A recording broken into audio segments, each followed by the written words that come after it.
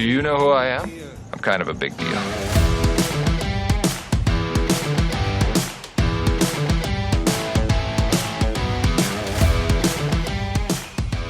Hello and welcome inside another edition. It is the Bmore Baseball Podcast. I'm Jerry Coleman. He's the former MLB veteran, 14 years in the big leagues, the Orioles Hall of Famer. His name is Mike Bordick. We're producing brand new content every day on our Instagram page, our X page, our Facebook page, and on YouTube. Subscribe at Bmore Sports Pod. That's where you can find everything. And if you show us evidence, we're down to our last few podcasts. Still have a few Lido Pizza $50 gift cards to give away for those that show us evidence they subscribed, like Charlie last week out in Finksburg. Again, I think I got 3 of these left from Lido Pizza. Be More Sports Pod is where you want to go. Episode 37 is just ahead, Bordy. We're going to be joined by former player and Baltimore native Adam Kolarek. Mike and I will also talk about the big press conference at Camden Yards announcing Craig Albernes as the Orioles' 21st manager in franchise history. We'll recap an epic World Series and, of course, catch up with the great doctor, Dr. Michael Jacobs, former team physician. But let's bring in our featured guest, as we always do. He is sponsored by Pappas Seafood. From crab cakes to seafood classics, they'll deliver straight to your door. 4 locations in the Baltimore area, plus nationwide shipping. Order today by going to pappascrabcakes.com. That's pappascrabcakes.com. It's Adam Kolarek, the former major leaguer and Baltimore native. Adam, thanks for taking the time and joining us. You know, we just mentioned that Craig Albernes is the new manager of the Orioles, and you have a little bit of history with this guy. Tell us what you know about him. Birdland seems excited. He turned down other offers to be here.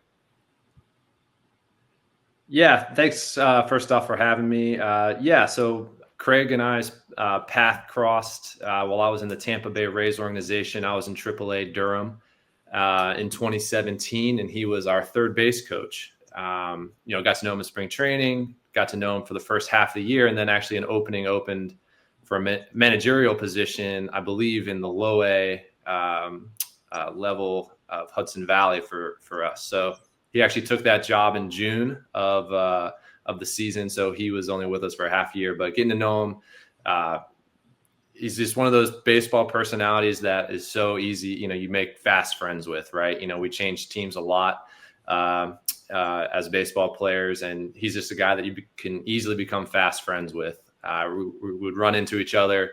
I believe his next stop was in San Francisco as like a bullpen coach. And I think I was with Oakland at the time, so I would see him when we would play against each other. So just a guy you would chat with during BP, catch up with, talk about each other's families, but just a great human being, great baseball mind. And I think, I grew up an Orioles fan, so there's always going to be a lot of Oriole passion, that just I've had since a kid. And, I love to see when the Orioles are winning because it's a great thing for the city.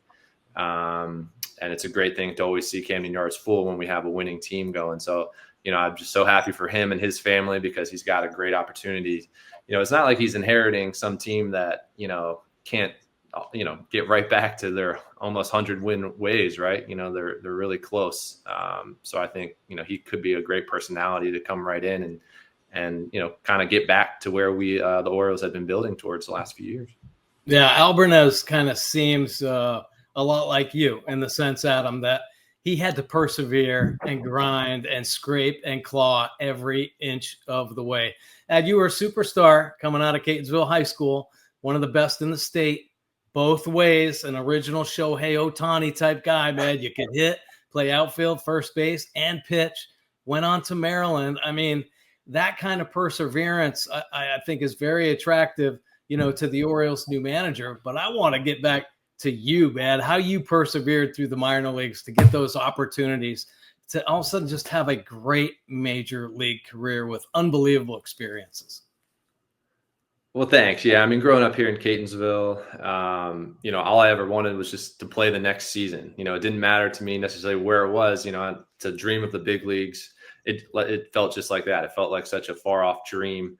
And getting to play at Maryland in itself was a dream come true. I grew up a Terps fan, going to basketball and football games. My dad played baseball at Maryland as well. So just getting to play in the ACC, go down to travel and try to compete against, the Florida States and the Clemsons of the world and try to prove yourself against the best competition is something that, I learned to do, at an early age and continued in college. So yeah, I mean, I had to learn how to throw a sidearm. I did that in Double-A. I had stalled out in Double-A with the Mets, and I knew to get out of Double-A, I had to do something, just to try something new. So I learned to sink the ball, slide the ball more. I kind of became a lefty specialist in a sense, before the 3-batter minimum rule. So that's kind of where I kind of cracked in with Tampa and was able to kind of be a situational lefty. And that was just a perfect organization for me to kind of get my first opportunity. We were experimenting with the opener and the bulk guys, and in Durham, we kind of made it work there, with the Ryan Staneks and the Ryan Yarboroughs and even Kittredge, who's back here in Baltimore. Nice. Like, that was our bullpen. We had big league guys in Durham experimenting with openers and bulk guys. And then we got the opportunity to do it in Tampa. So it was a perfect opportunity for me. And, then getting traded to the Dodgers in itself was another kind of surreal dream. I couldn't have dreamed that. It was too surreal. That was right at the deadline, right? You go to on deadline day. Honestly, we were playing in Boston at Fenway Park, and I pitched the night before. I'd actually given up a home run. I just got over the Green Monster, and my manager Kevin Cash pulled me to the side, and I was like, I'm getting sent down, because really that's the only other message I'd ever gotten was, up or down.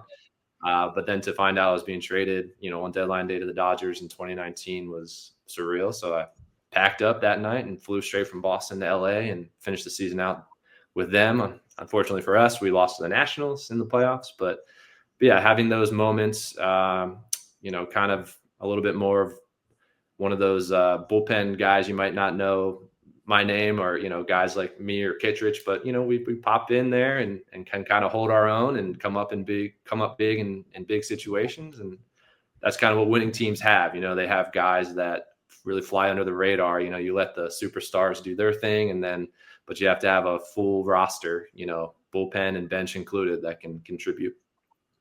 No doubt. Being a former Dodger, I did want to ask you what you thought of the World Series. It just squeaked by the Blue Jays in an epic 7-game series. We're going to talk about that a little later in the podcast. But wearing that Dodger blue in the past, you know how much it means. And now they're talking three-peat. Oh. Yeah, it's a special place. I mean, there's obviously some players still there from when I was there in 2019, 2020. I was back briefly in 23, but so to see them succeed and continue to succeed has been awesome to watch. But one, I tell people too, like all their coaches, their whole coaching staff, the trainers, the medical trainers, strength coaches, front office is all the same. They've really built a serious support staff, and that allows the players and the organization to continue to thrive. They've built a machine that sure doesn't look like it's going anywhere anytime soon. And for me to be a part of it, like I said, it's still kind of surreal even now that this has been my first year no longer playing. But to think back on what I got to be a part of, it was truly special. And it's not easy to get in those locker rooms, and it's not easy to contribute. So you got to be ready for those moments when you actually do get handed the ball and it's your turn to do it, or they're going to obviously be able to find somebody else to do it pretty quickly. So like I said, now that my career is over, some things are starting to sink in, and it was a very special time. More of the Bmore Baseball podcast coming right up. At Pappas Restaurants, we've been serving up Maryland's best crab cakes for over 5 decades, and now we make it easier than ever to get your favorites. With 4 restaurants and sports bar locations across Harford County, Baltimore County, and Anne Arundel County, you can stop in for fresh seafood, ice-cold drinks, and wall-to-wall TVs. But if you can't make it in, don't worry. We'll bring Pappas to you. Our new state-of-the-art shipping and commissary location on Bel Air Road in Nottingham means you can pick up fresh-made meals or have our famous crab cakes and seafood shipped anywhere in the country. Dine in, pick up, or ship nationwide. However you Pappas, we've got you covered. Order now at pappascrabcakes.com. Shop Maryland's largest adult use and medical cannabis menu, located at 1114 Cathedral Street in Baltimore, with medical delivery available throughout Maryland 7 days a week. Only at Relief Shop. I'm retired now, but I was an Orioles home run. Grand slam, actually. Took a sweet ride right into the flag court, and it was awesome. could be awesome for you too. If you play Home Run Riches from the Maryland Lottery, you could win instantly or be a contestant of the game and win $500 for being selected, $500 for every Orioles home run, and $5,000 for every Grand Slam. Sounds like a ball if you ask me. Enter all season at mdlottery.com. In a city where passion runs deep, on the stage and on the field, Baltimore knows how to bring the heat. Whether it's a game-winning home run or a breathtaking violin solo, this town plays to win. The Baltimore Chamber Orchestra champions the creative soul of our city with bold performances of classically captivating music. Join the team that brings precision, power, and heart to every performance. Learn more and get your season tickets now at thebco.org. Yeah, wow. Well, I'll tell you what, man, to be part of that storied Dodgers franchise, it really kills me here. They say, oh, the Dodgers are having a dynasty now, back-to-back World Series title. Well, what have they been doing for the last 12 years, winning the National League West every stinking year? They have had a dynasty for over a decade right now.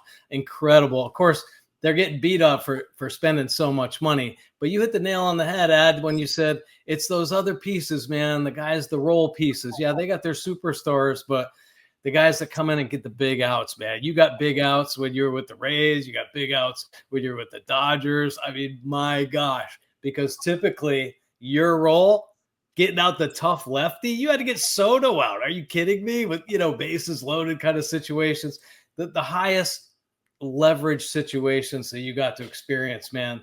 And I know there were good times and bad times through all that, but you also got to experience the green and gold, man. Now, you mentioned your dad. Your dad came up with the Oakland A's, made it through the minor leagues. I had a great experience with the Oakland A's myself. That was my organization. You got to go over there, and our nonprofit, and I have to throw the shameless plug, our nonprofit, the League of Dreams, you got to check it out, leagueofdreams.org. Adam Kalerka is a part of that now, man, and we don that green and gold, proud of being a part of the Oakland A's. What was that experience like out there in Oakland? Truly, I mean, it's very surreal, like you mentioned, just kind of having the A's be a part of my family in a sense. My dad, saved some of his gear, from the 70s. I used to carry his bag, the A's green and gold bag to my Little League games because I wanted to be just like my dad. And, when I'm 7 or 8 and, all the bags are lined up there by the bench, I had my green and gold bag.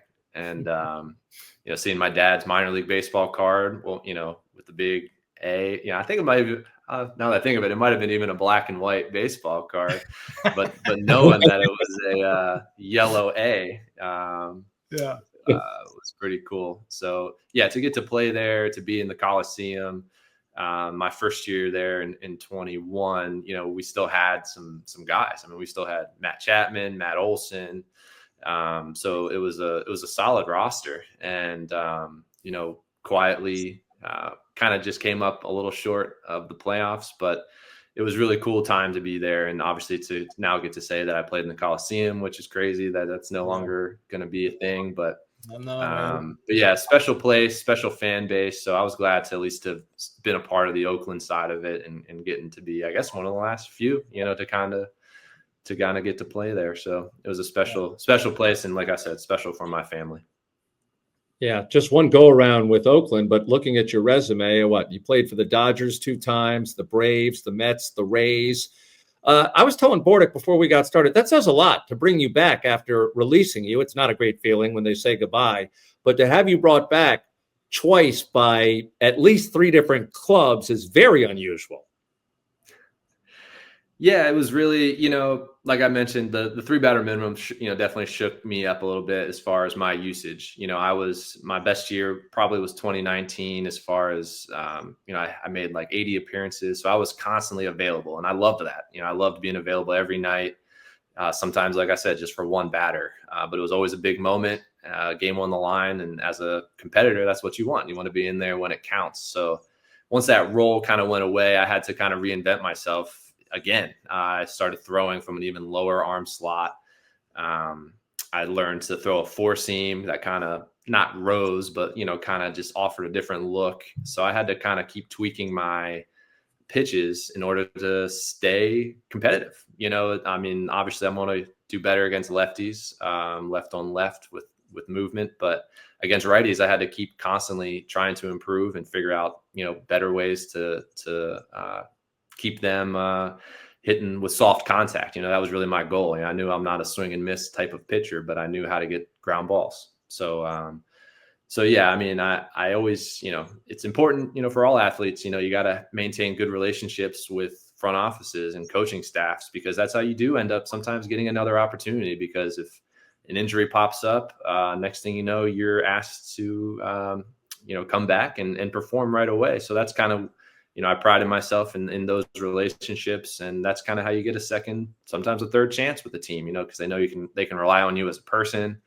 And then, a person first and foremost, and then as a pitcher, is to get outs, not fall behind, not walk guys, those kind of characteristics is what I had to rely on.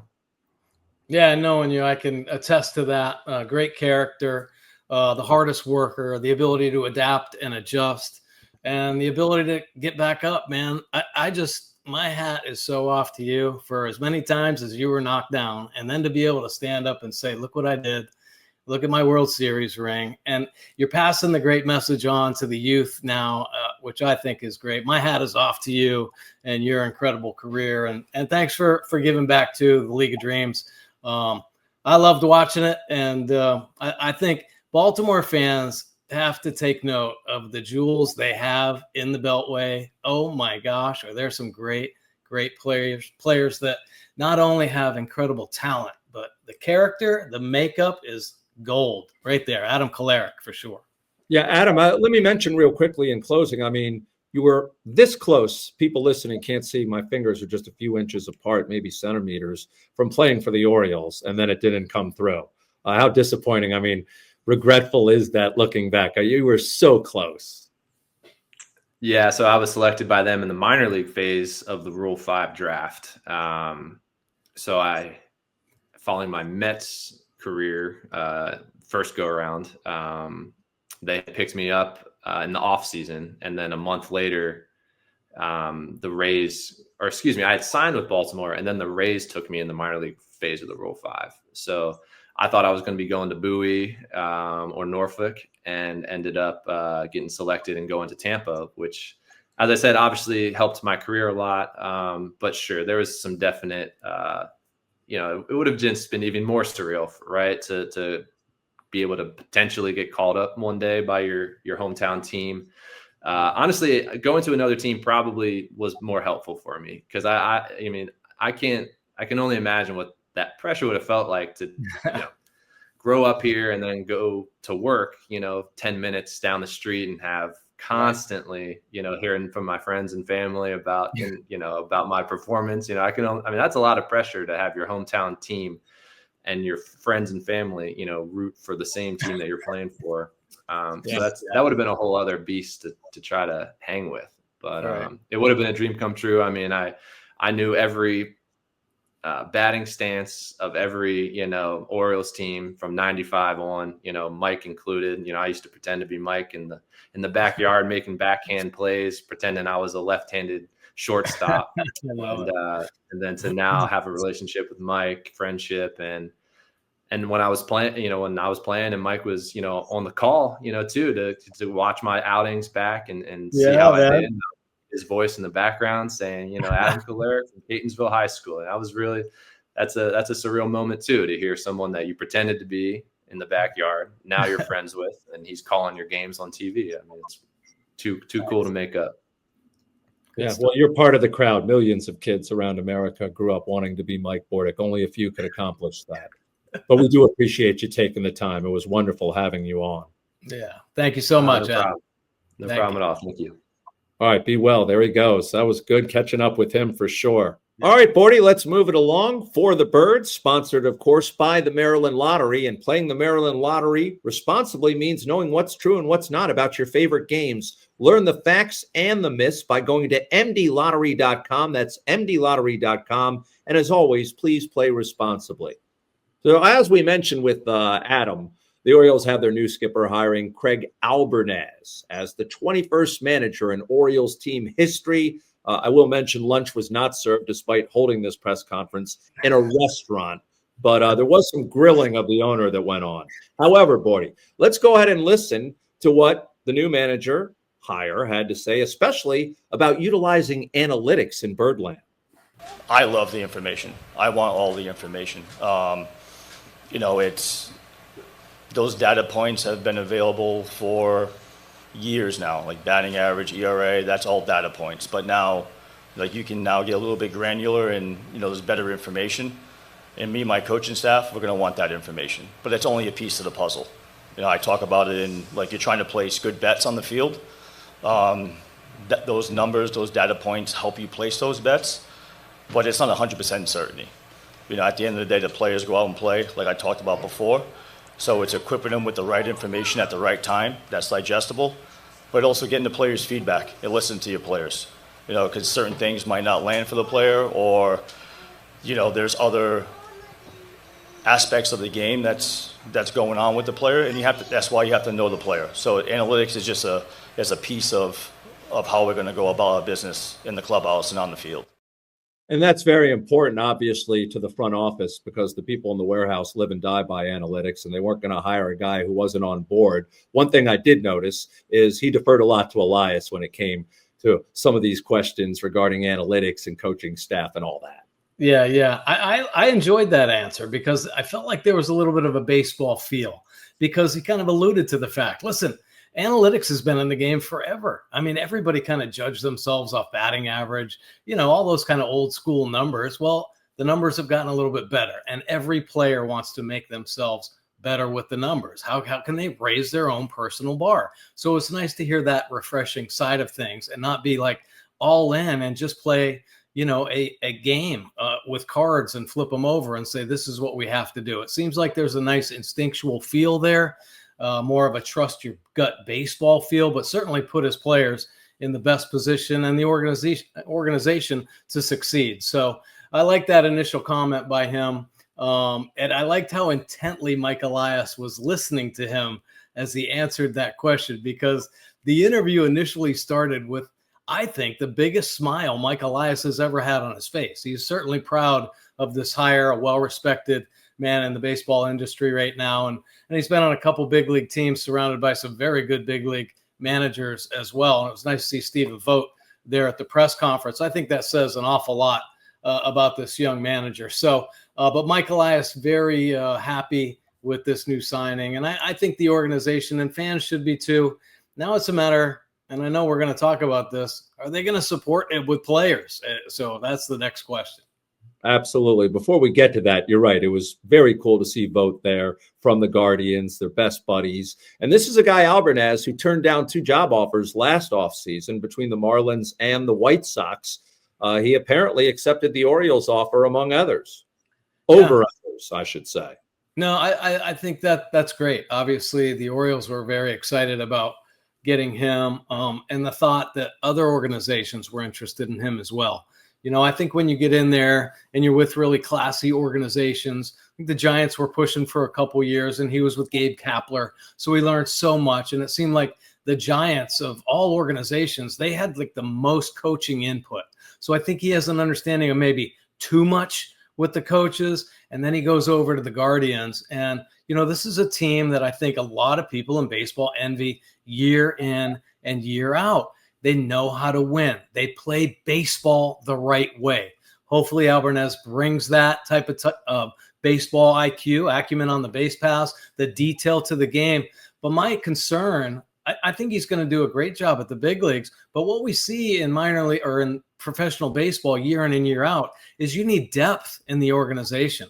I mean, that's the only way Toronto Blue Jays won this year. That's the only way the Dodgers were able to keep their heads above water until the other guys got back, the All-Stars got back. So you have to have a deep organization, and that's where the challenge is going to be, and how they're developed. Listen, I think he is a true player development guy. It would be nice if they got really quality player development guys in the organization so they trusted players when they got up to the big leagues. Last year when we saw minor league players come up, it was like, what's going on? It almost looked like they didn't know how to play baseball, not knowing where to throw the ball or how to run the bases, etc.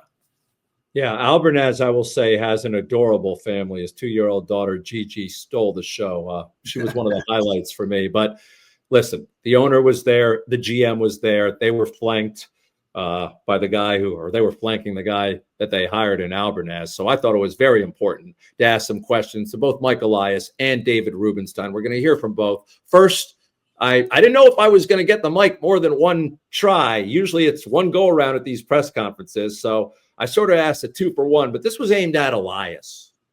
Question for Mike and for Mr. Rubenstein.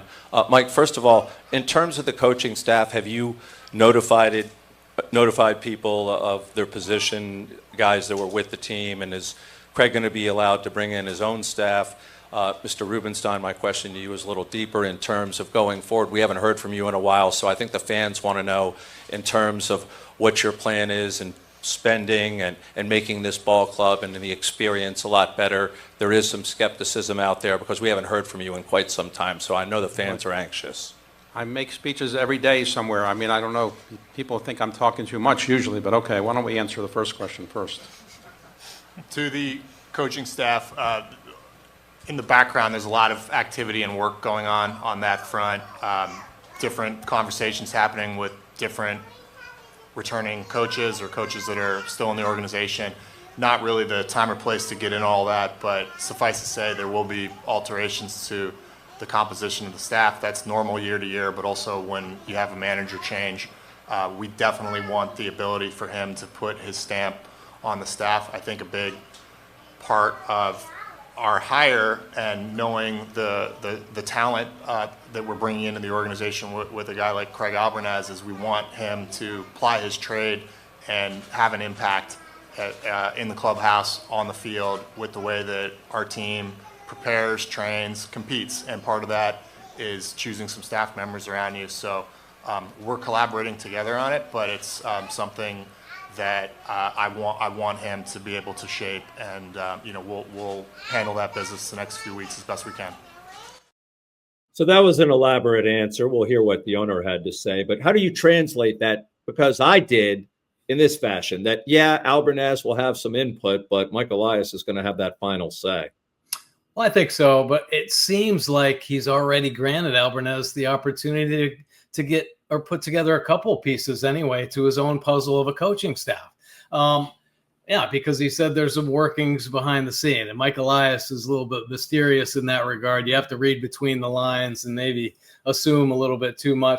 I think it's a good thing that he's giving Albernaz that freedom to pick a couple guys that he trusts. I think it's important to have that kind of continuity with a manager where he knows that nobody's talking behind his neck or nobody's after his, job. I mean, this is his, so hopefully bringing as many coaches as he wants, but I hope that he can interview some of the Orioles coaches because I know some of them personally, and I know these guys put their heart and soul into making this young group of players as good as they possibly can be.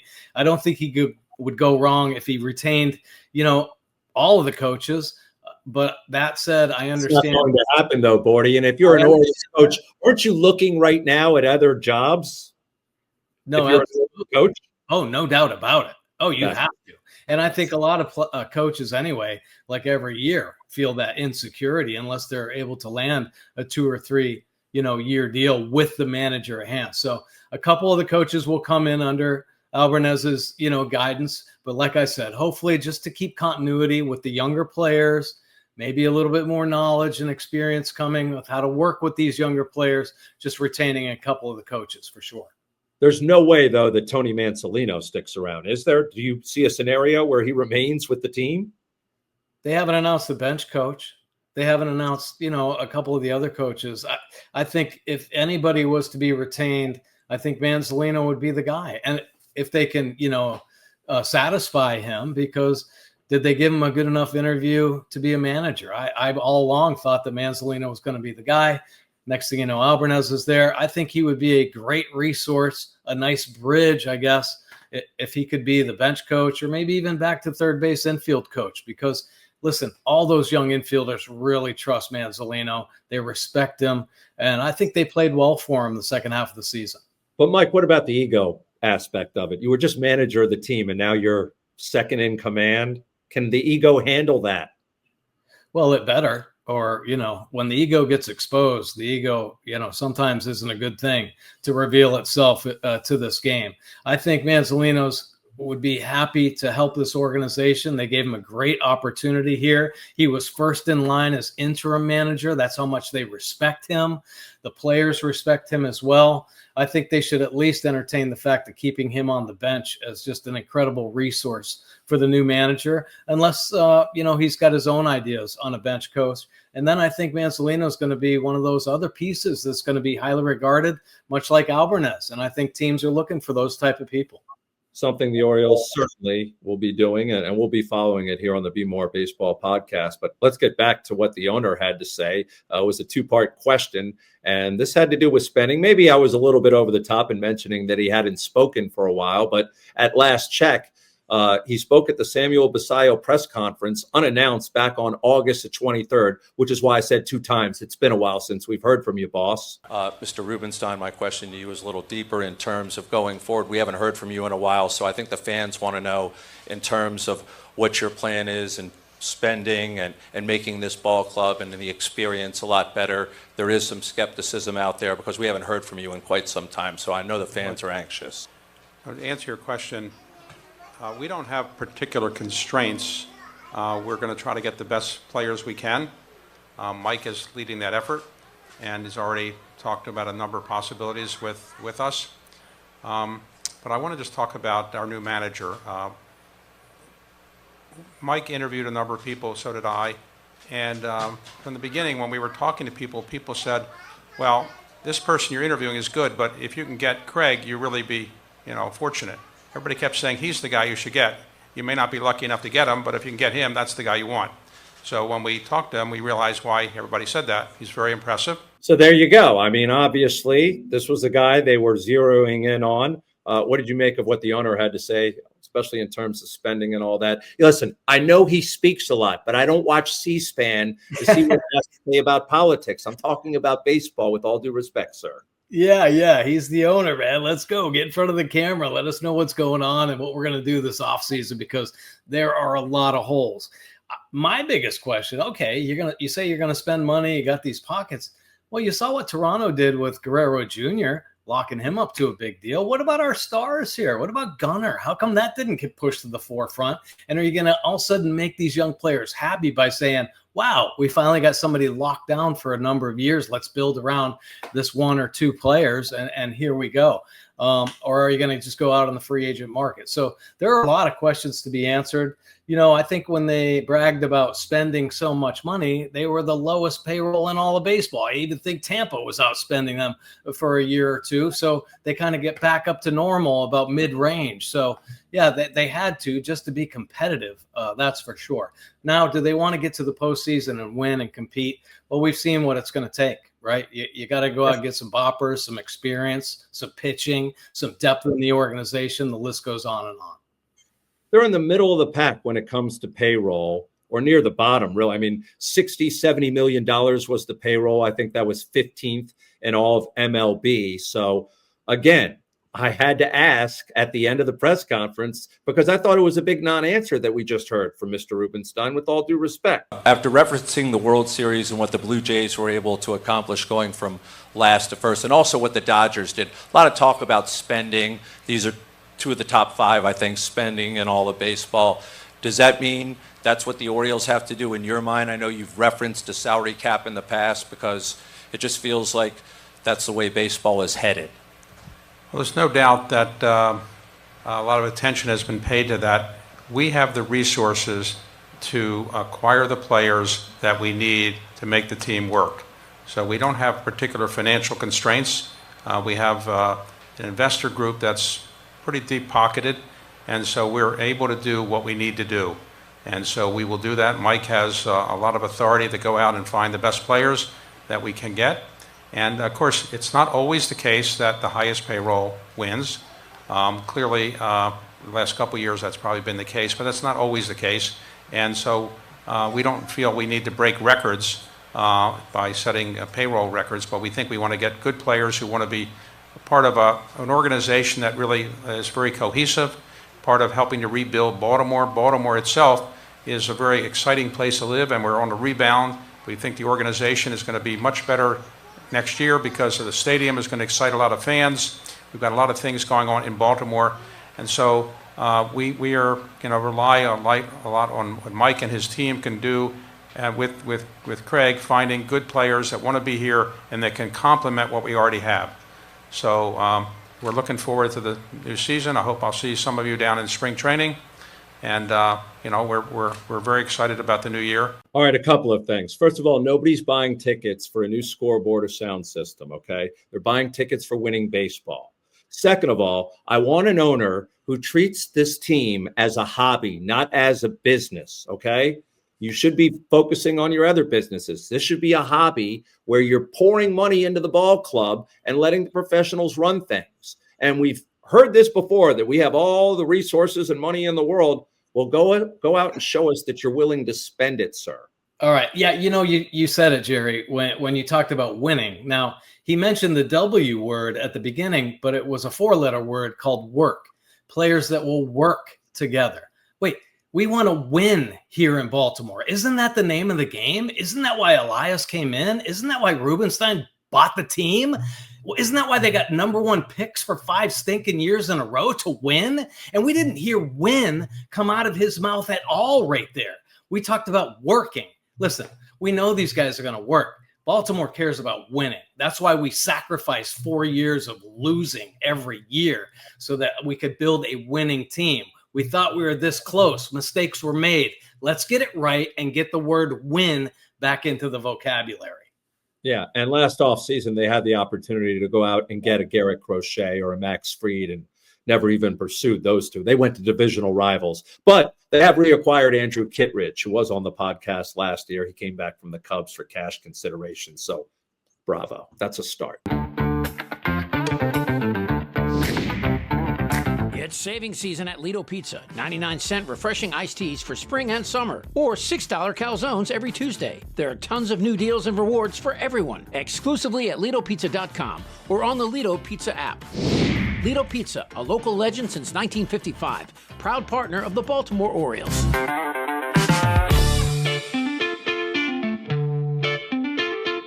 For years, we were told to say no, but Verano is rewriting that story with award-winning flour, vapes, edibles, concentrates, and topicals for every kind of vibe. Shop smart with Savvy. Treat yourself with Encore chocolates. Relax with an Avexia bath soak. Or keep it light with Bits gummies. Want something premium? Grab Essence pre-rolls or a Reserve 8th. Verano makes premium cannabis for all. Find out for yourself. Head to one of our original sponsors, Relief Shop in Baltimore on Cathedral Avenue, and mention Bmore Verano for an exclusive deal. That's Bmore Verano. This ad and products are intended for legal consumers 21 and over. Everyone knows Greenmount Station in Hampstead, but did you know that at Greenmount Station you can bet 7 days a week just like you're at the track? With in-person teller windows and state-of-the-art touchscreen kiosks. And with Greenmount Station's brand new Bet Park Sportsbook, you can bet on all other sports as well, wherever you are in Maryland. Spreads, money lines, live bets, props, parlays, and teasers. The Bet Parks Maryland mobile app is now live for Apple and Android devices, so you'll never miss your next big score. Just search for Bet Parks MD in the Apple App Store or on Google Play. 21 and over only. Please play responsibly. For help, call 1-800-GAMBLER. Effective Solutions, your one-stop shop for commercial contracting. Everything from excavation and site development to emergency remediation and restoration. Effective Solutions specializes in many forms of commercial and mixed-use construction. With a dedicated staff and a commitment to quality, Effective Solutions delivers every time.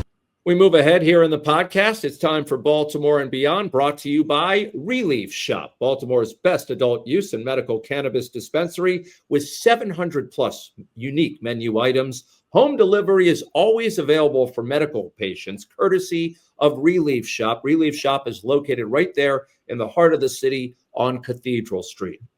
All right, the World Series, Bordy, it's over. It was epic. What a fall classic.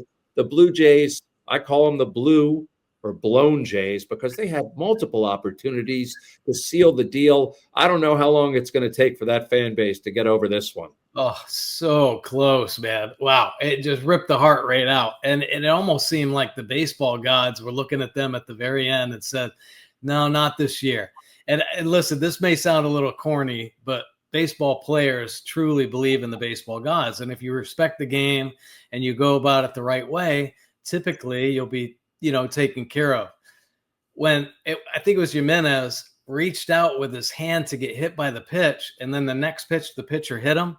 If you ask me, the pitcher hit him intentionally because He said, if you want to get hit, I will hit you. I mean, that's what I thought. And why he actually stuck his hand out there, I can understand his desire to get on base, but the baseball gods don't like that. You're cheating the system, brother. And the next thing you know, it's just like everything crazy started happening.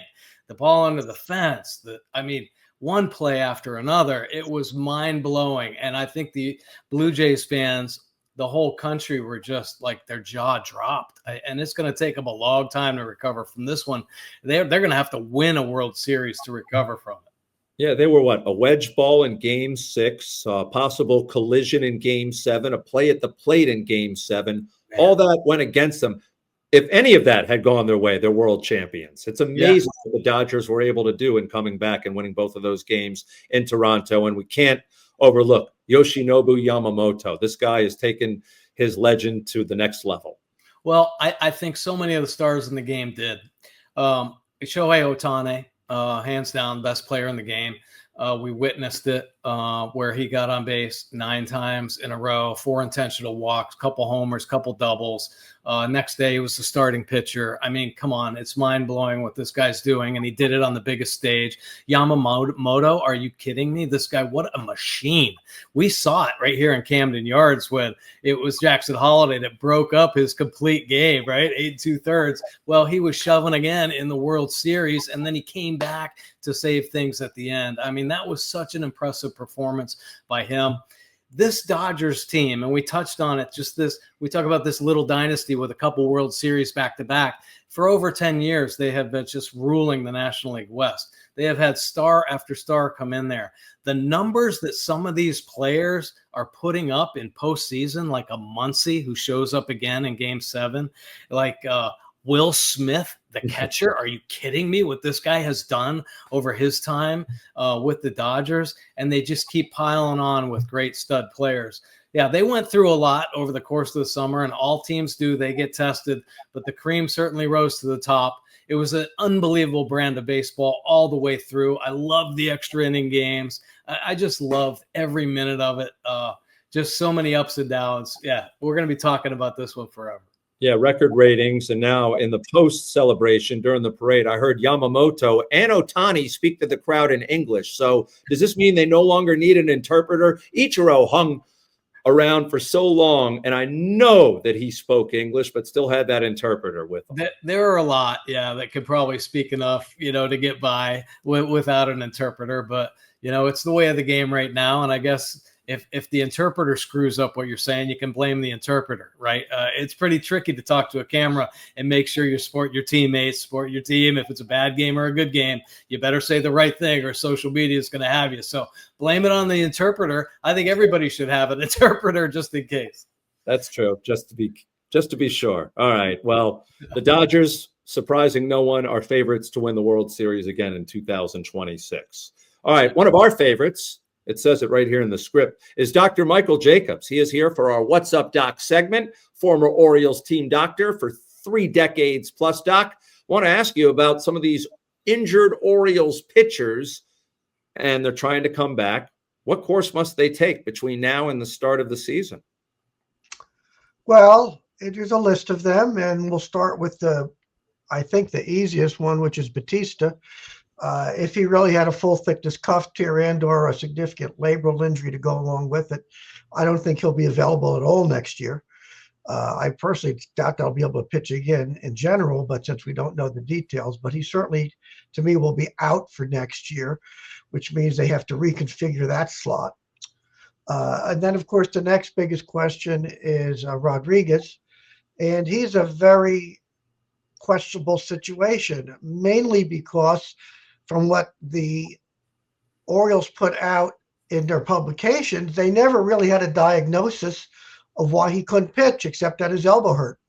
If you remember in spring training, that said somebody changed his mechanics to avoid another latissimus strain. I asked a manager about it in spring training when I was there, and he said he doesn't know who did that. And then he just came up with a sore elbow. And it was something that clearly did not look serious, as they kept nursing him along on short-term programs, but he never came around. I suspect his MRI showed some edema in the bone, but he's eventually ended up where all things end up, which was in arthroscopy. But as I used to say when I lectured about things, knees and hips, is that when you arthroscope or operate on a joint and you know what you're trying to fix, it usually gets better. When you do exploratories, not knowing what you're going to fix, it usually does not get better. And from what I can tell, he had an exploratory procedure. I don't believe he had loose bodies in his elbow, or it would have been said prior to the scope. Nobody ever mentioned loose bodies in his elbow. So that's one thing that does get better with arthroscopy. I can only guess he has a little arthritic area, which means there's some bare bone in his elbow from a cartilage bald spot, and those are very unpredictable. They usually do well with injections and rest, which his did not. So since none of us know why he couldn't pitch, I'm not even sure the Orioles know why he couldn't pitch. You got to hope, and as I've said many times, Dan Duquette used to say, a good Catholic boy, he'd say, we'd have to light a candle on this one, Doc. And I think that they're lighting a lot of candles over there and hoping basically that the rest will rejuvenate him. But you've got to look at his track record, which is not good. And as Mike Elias used to say, biology is biology. So I don't know. They may configure him to think that as a bullpen guy, he'd be better. He certainly has the electric stuff to be a closer other than his control. So it may be that they'll try him as the closer if he could come out of spring training. I suspect that's what they're cogitating about. But he's an unknown in terms of you don't know why he couldn't pitch last year exactly. You don't know if the arthroscopy will help. And you don't know if a role change will help. And you don't know if they're going to go back to his old mechanics. So there's a lot of balls up in the air on that one. The next question mark would probably be Tyler. Tyler's now on his second Tommy John surgery, and he's still in his 20s. He basically is kind of a power pitcher, I think Mike would agree, but not an electric power pitcher. He does have a good slider. I think he's in the same boat to some degree that Rodriguez is. I think he'll come back from his surgery. He pitched well, and I think he'll find that he can get most of his velocity back. But I think the question is going to be, is he durable enough to be a 200-plus inning guy? So I think that the player who has a say in this, his agent who has a say in this, and the pitching people are going to have to decide how they want to slot him. Whether they want to make him a middle reliever, or they want to try to push his innings. I don't think they're going to be able to push his innings past 120 or 30 innings. So I think he's going to be a question mark. And where do we slot him? And what do we do to make him durable again? But I do think he should come out of spring training pitching well. And I think he should be effective. It's just a matter of his role. And finally, the last puzzle piece, as they like to say, would be Bradish, who obviously regained a lot of his velocity. I think the problem with Bradish is something I actually brought up with Brandon when he was pitching, the manager, is Bradish's reliance on that really heavy slider. And as you've heard me say before, he doesn't have the natural physical skills of a Lee Smith or even an Ubaldo, real flexible, big hands, a lot of laxity where he could just kind of flip that slider. I remember 2 years ago when we were in the playoffs, he was throwing 5 and 6 sliders in a row and really having to pull down on it. And I said something to Brandon saying, Brandon, if he keeps throwing that many heavy sliders, his elbow's going to go. And Brandon looked at me. He said, Doc, that's his out pitch. And I said, Brandon, you're going to have to do something about mixing his pitch selection up. And obviously, as we got closer to the playoffs and the games became more stressful, it's an issue. But the same thing applies, I think, next year to stretch him out. I mean, he's probably only going to be a 150 inning guy next year.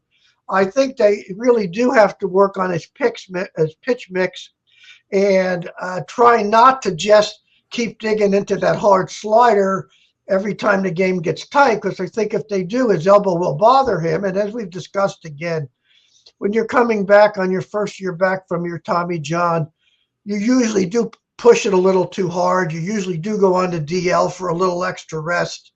You usually do go a bridge too far periodically and come back from it. but depending upon how they bolster their starting staff, and obviously they got to get starters to go 6 innings. I mean, I think this is absurd of pulling pitchers after 4.5 innings and 89 pitches. Yeah, so I really know about that. I really think it depends on how the ownership is going to allow them to get a string of starters. And basically, you're left with Kramer is really the only reliable starter who's durable and can reliably go 6 innings. And by the end of the year, I like the way they let him pitch out of some jams and extended him. I think that's the way baseball should be played. And so I think, to summarize, Batista's out. Rodriguez is a total question mark with a slot issue. I think Tyler will be effective, but you got to figure out how to use him. And I think Bradish will be a good starter who they're going to have to manage, so to speak. I do like innings management, and I think if the team's competitive for the playoffs, they'll have to try and lighten his workload in the season and save him for the end of the year, which means you have a deep enough pitching staff to do that. So they have a lot on their plate to contemplate how they want to structure this team. Well, we'll find out a lot more as we get closer to spring training in February. I anticipate that Bradish and Trevor Rogers are going to anchor the staff, but we will see. Doc, as always, thanks for the input.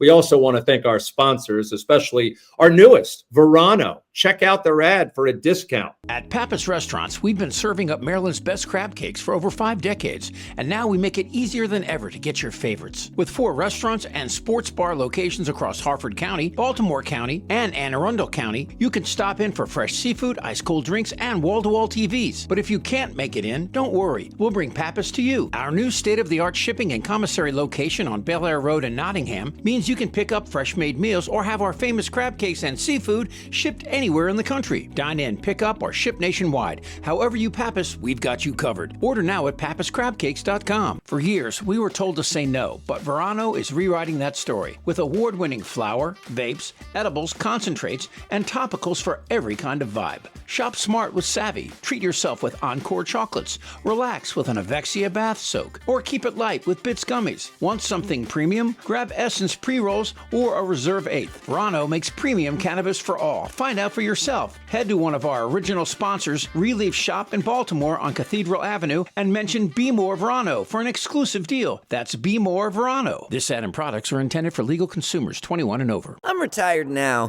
but I was an Orioles home run. Grand slam, actually. Took a sweet ride right into the flag court, and it was awesome.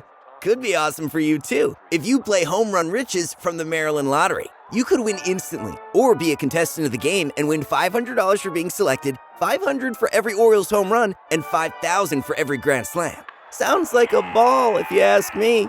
Enter all season at mdlottery.com.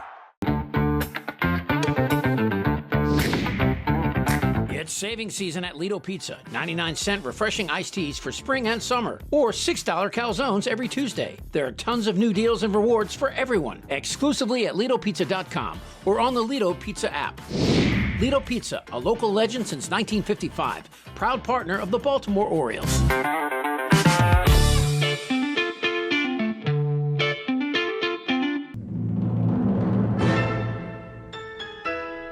In a city where passion runs deep, on the stage and on the field, Baltimore knows how to bring the heat. Whether it's a game-winning home run or a breathtaking violin solo, this town plays to win. The Baltimore Chamber Orchestra champions the creative soul of our city with bold performances of classically captivating music. Join the team that brings precision, power, and heart to every performance. Learn more and get your season tickets now at thebco.org. Everyone knows Greenmount Station in Hampstead, but did you know that at Greenmount Station you can bet 7 days a week just like you're at the track? With in-person teller windows and state-of-the-art touchscreen kiosks. And with Greenmount Station's brand new Bet Park Sportsbook, you can bet on all other sports as well, wherever you are in Maryland. Spreads, money lines, live bets, props, parlays, and teasers. The Bet Parks Maryland mobile app is now live for Apple and Android devices, so you'll never miss your next big score. Just search for Bet Parks MD in the Apple App Store or on Google Play. 21 and over only. Please play responsibly. For help, call 1-800-GAMBLER.